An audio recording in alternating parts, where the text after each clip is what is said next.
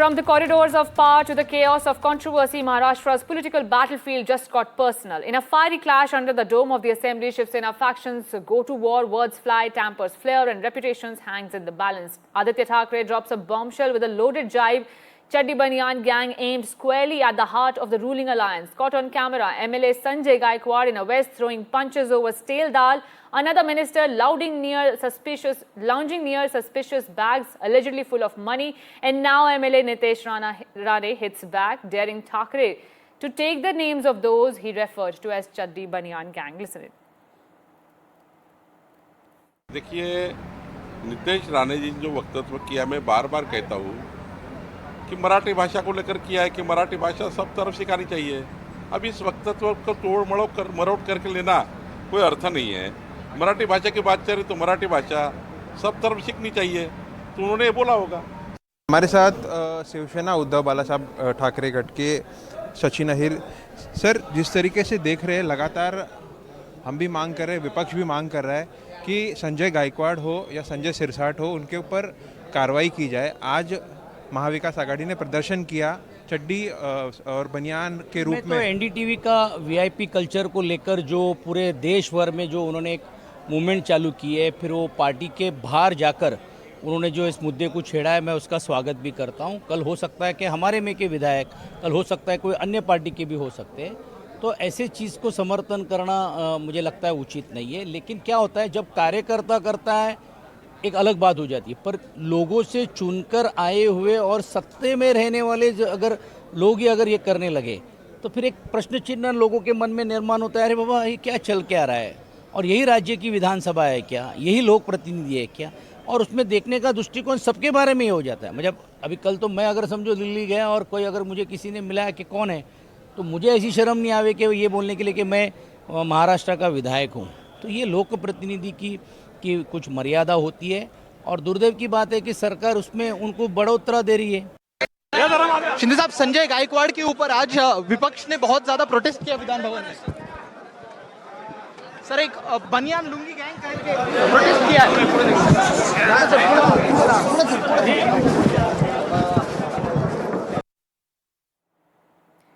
NDTV's relentless campaign against VIP high-handedness and gundagardi of netas is finding strong political support. Leaders across party lines are standing with NDTV in its call to hold powerful bullies accountable. Shiv Sena leader Sachin Ahir and Priyanka Chaturvedi, along with Krishna Hegde, have publicly thanked NDTV for exposing incidents of intimidation and questioning the abuse of power linked to VIP arrogance. Take a look. I'd like to thank NDTV for carrying forward this mission of holding elected representatives to account. We were forced to remind the government that you cannot get away without accountability. Just saying that what has happened was incorrect does not mean that he's absolved of the things that he committed, the violence that he created inside the canteen. NDTV का VIP culture को लेकर जो पूरे देश भर में जो उन्होंने एक मूवमेंट चालू की है, फिर वो पार्टी के बाहर जाकर उन्होंने जो इस मुद्दे को छेड़ा है, मैं उसका स्वागत भी करता हूं। लोगों से चुनकर आए हुए और सत्ते में रहने वाले अगर लोग ही अगर ये करने लगे तो फिर एक प्रश्न चिन्ह लोगों के मन में निर्माण होता है, अरे बाबा ये क्या चल के आ रहा है, और यही राज्य की विधानसभा है क्या, यही लोक प्रतिनिधि है क्या, और उसमें देखने का दृष्टिकोण सबके बारे में ही हो जाता है। तो ये लोक प्रतिनिधि की कुछ मर्यादा होती है, और दुर्दैव की बात है कि सरकार उसमें उनको बढ़ोतरा दे रही है। I would like to congratulate NDTV for having such an impact, because all the three subjects you are showing today, which I just saw on the screen, are extremely people conscious, and we need to bring this kind of awareness before the people. Maharashtra Chief Minister Devendra Fadnavis lit up the Legislative Council with a cheeky offer to his predecessor, Uddhav Thackeray, inviting him to join the ruling side, a suggestion that was met with laughter in the House but stony silence from the Shiv Sena UBT chief. Fadnavis added that there is no scope of Maha government going anywhere till 2029. But responding to this, UBT chief rejected the offer, calling it just a joke. Take a look. पळवापळवी करतात म्हणून उद्धवजी, आता उद्धवजी 29 पर्यंत तर काही scope नाही, पण ऐका 29 पर्यंत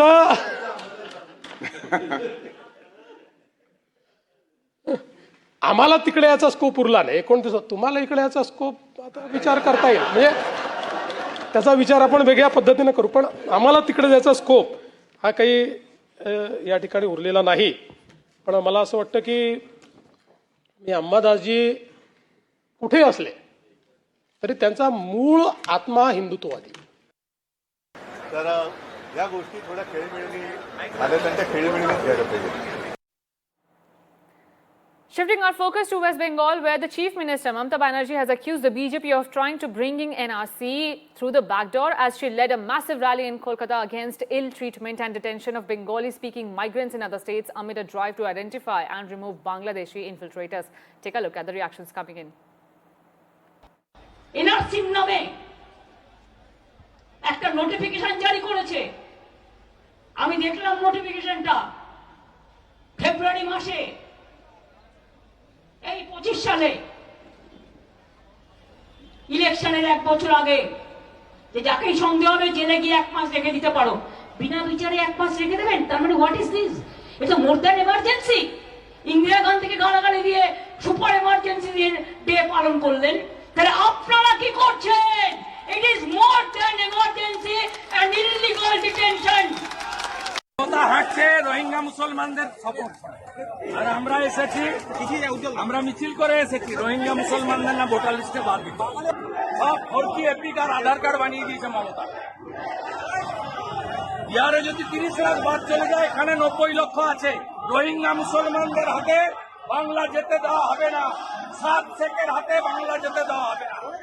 খেলা হাঁটছে রোহিঙ্গা মুসলমানদের বাঁচানোর জন্য, আর আমরা এসেছি বিহারের মতো সমস্ত রোহিঙ্গাকে বাদ দিতে হবে। কোন রোহিঙ্গা মুসলমানের নাম ভোটার তালিকায় থাকবে না, থাকবে না, থাকবে না। খালা মমতা কান খুলে শুনে রাখবে। Now, amid the Andhra versus Telangana water row, the two chief ministers met today in Delhi under the leadership of the Union Jal Shakti Ministry. Both sides agreed on allocating Godavari River Management Board in Hyderabad and Krishna RMB in Andhra Pradesh. Andhra Pradesh also acceded to demands of Telangana's proposal to repair the prestigious project of Sri Sailam immediately.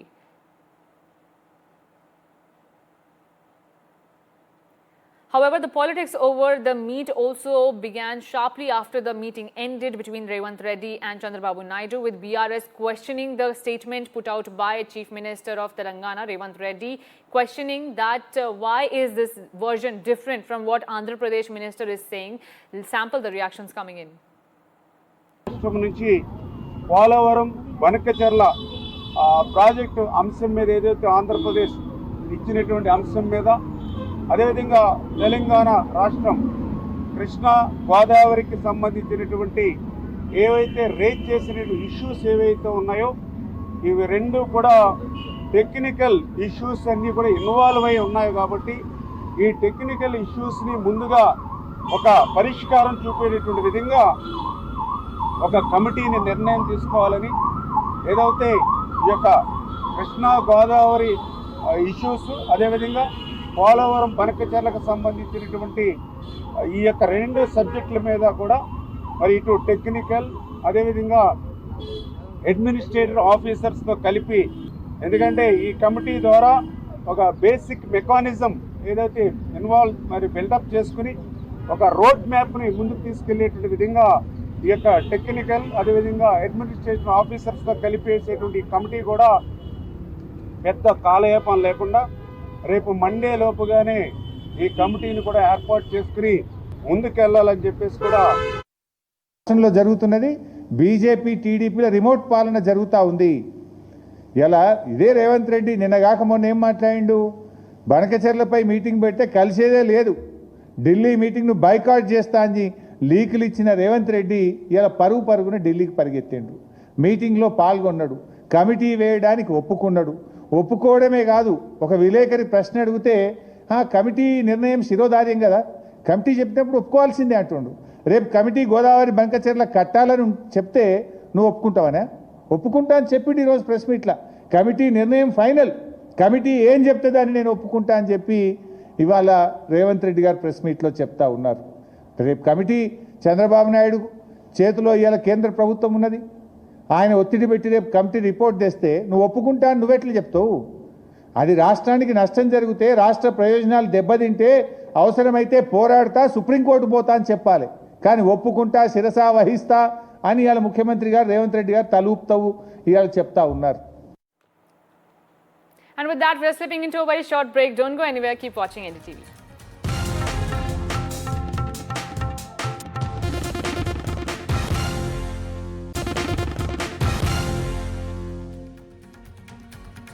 5 days before Parliament session begins, BJP opens fire at opposition. BJP National Vice President and Lok Sabha MP Baijant Panda spoke exclusively to NDTV, training guns at Congress and other India bloc parties. The BJP questioned the stand of India bloc during Operation Sindoor and fight against Pakistan and its terror proxies, setting the stage for a fiery political showdown in the upcoming Parliament session, which begins from July 21. Listen in.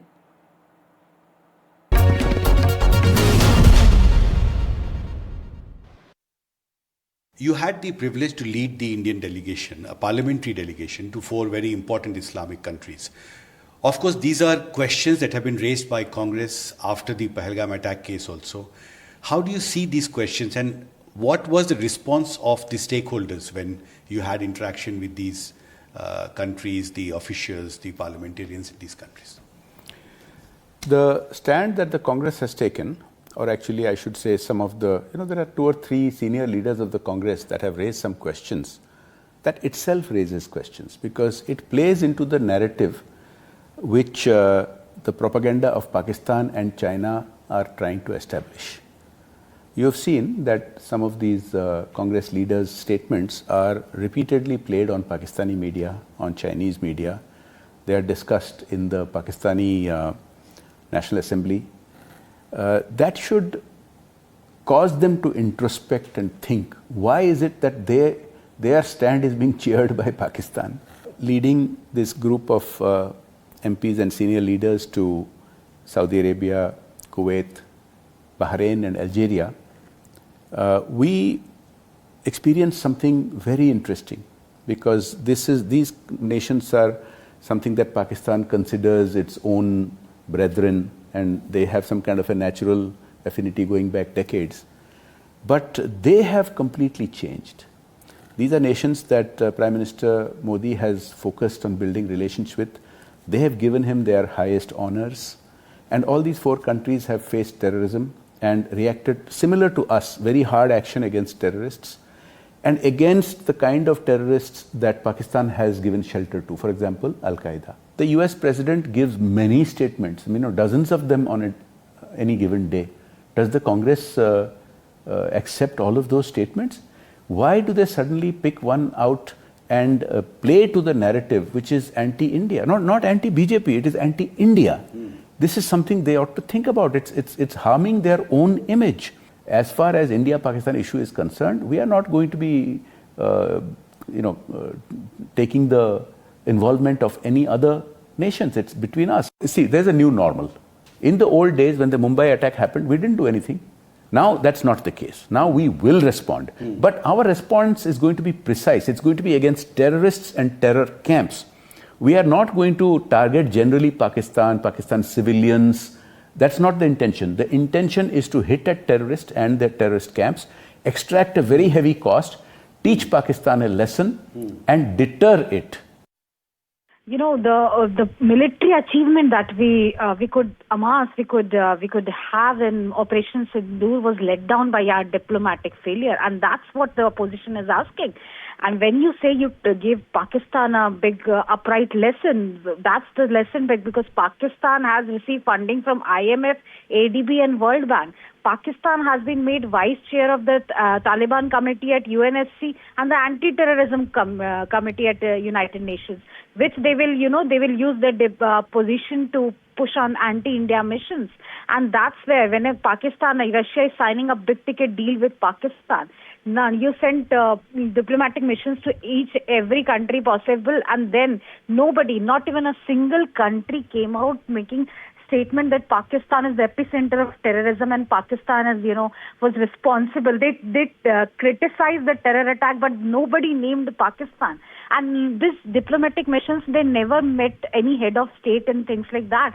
And that's a pertinent question that opposition is asking, and government should, rather than calling it anti-national and we are siding with Pakistan and China, the Lieutenant General Rahul Singh, the Deputy Military Chief, has gone on record and said that China was providing real-time updates to Pakistani drones and they were having our information, and this is a strategic fallout. This makes us vulnerable at two strategic borders. This was not a one-on-one India-Pakistan war that was going on. We were exposed at multiple levels, and this government needs to rather than shying away from having an all-party discussion, rather than shying away from having a joint session, these are the questions that they need to answer. Shifting our focus to Middle East, in a dramatic turn of events in the Middle East, Israel has struck key targets in Syrian capital Damascus amid days-long sectarian clashes in the country between the government and the armed groups there. Visuals show Syria's defense ministry attacked in the background of a live broadcast of a local channel. A TV anchor ran off camera during a live broadcast as a state TV building in central Damascus after it got attacked by the Israeli airstrikes. The escalating violence is the most serious threat yet to the ability of Syria's new rulers to consolidate control of the country after the ouster of long-time despotic leader Bashar Assad in December last year. Israel PM Netanyahu claims Tel Aviv is only trying to protect the people. Take a look. אחיי אזרחי ישראל הדרוזים, המצב בסווידה, המצב בדרום מערב סוריה, הוא חמור מאוד. צה"ל פועל, חיל האוויר פועל, כוחות אחרים פועלים. אנחנו פועלים כדי להציל את אחינו הדרוזים וכדי לחסל את כנופיות המשטר. ועכשיו יש לי בקשה אחת מכם. אתם, אזרחי ישראל, אל תעברו את הגבול. אתם מסכנים את חייכם, אתם יכולים להירצח, אתם יכולים להיחטף, ואתם פוגעים במאמצים של צה"ל. ולכן אני מבקש מכם, חזרו לבתיכם, תנו לצה"ל לפעול. The past few days saw dozens of civilians and military forces killed in intense clashes between Druze armed factions and Sunni Bedouin tribes alongside Syrian government forces in the country's Sweda province. What started as a series of tit-for-tat kidnappings spiraled into series rounds of fighting as tensions have simmered between the Druze and Syria's new Islamist-led government, which led the movement that toppled President Bashar al-Assad in early December. The interim government has promised to include the Druze, a small Islamic offshoot largely based in Syria, but has so far kept the authority. The Druze, like other minority groups in Syria, have been skeptical of those promises. Meanwhile, the Israeli army struck near the entrance of the Syrian Ministry of Defense in Damascus. Israel has launched a series of airstrikes on convoys of government forces in southern Syria since the clashes erupted and has beefed up forces on the border. It threatened to further intervene to back the Druze in the country. A number of Druze live in the Israeli-controlled Golan Heights and are related to those in Syria. Global icon, marathon runner and British Indian Fauja Singh, who died crossing a road in the village where he was born in Punjab due to a hit and run, is being fondly remembered back at home. In East London, people are paying tribute and remembering the global icon. Take a look at this report. Here in East London, it is as if Fauja Singh never left. This is where he lived for the last nearly 35 years of his life, in Ilford in East London. He started his days very early, dressed up very well, walked always, never took public transport, walked from point A to point B, because that way he could stop at many places, meet many people, have a chat, have a cup of chai.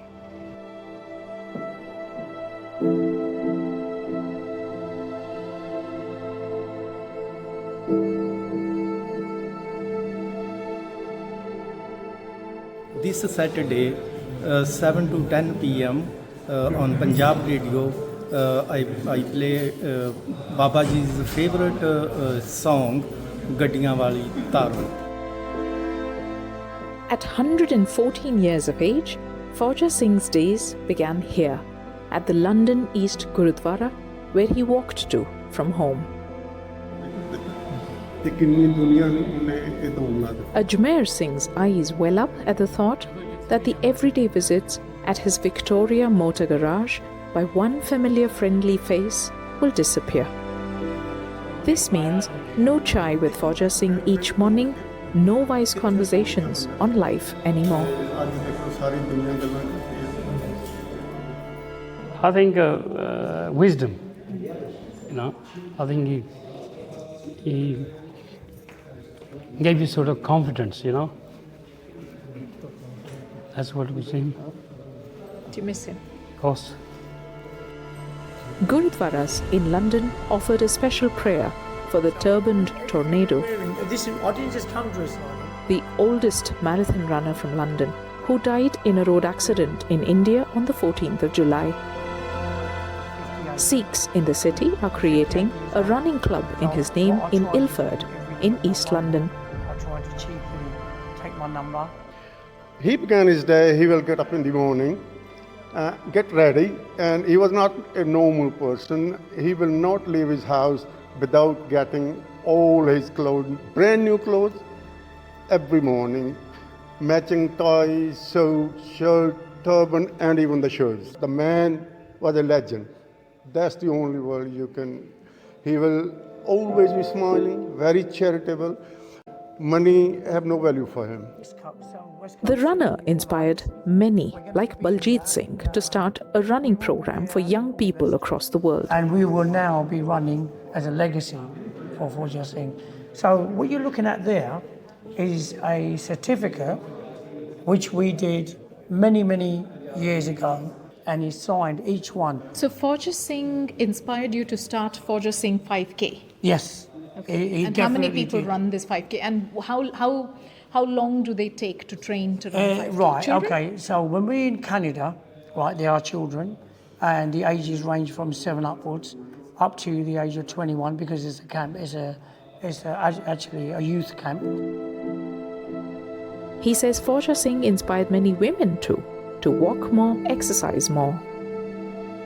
Fauja Singh shot to fame in 2004 when Adidas signed him for the Impossible is Nothing campaign, which was also featuring the likes of Muhammad Ali at the time. In 2012, Fauja Singh at 101 was invited to be the torchbearer of the 2012 Olympics. Fauja Singh looked very frail, but he was fierce in his conviction.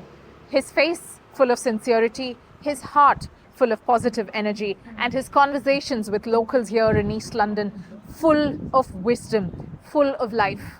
From people that I met, some who were family, some who were just friends, his co or fellow walkers and runners say that it's not just the Sikh community that he lit up with his wisdom and with his example of a life, but he lit up a generation.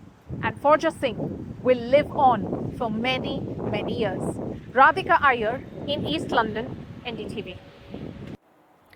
And on that note, we're slipping into a very short break. Don't go anywhere. Keep watching NDTV.